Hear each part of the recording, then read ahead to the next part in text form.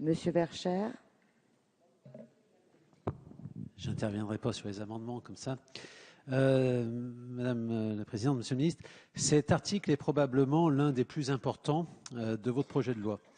La Commission des lois du Sénat avait proposé un tunnel démographique qui soit de plus ou moins 30% d'écart, proposition adoptée par la suite en séance avec l'assentiment du gouvernement et maintenue par la Commission des lois de l'Assemblée nationale.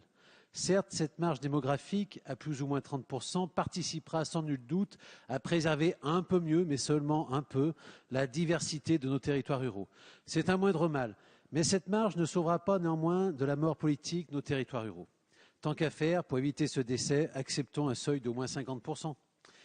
Mes chers collègues, il ne faut pas perdre de vue que le nombre total de cantons restera invariable et par conséquent, les communes qui seront données à l'un des cantons devraient être retirées à un autre. Et dans le cas des départements purement ruraux, l'écart de 30% aura des effets bien limités.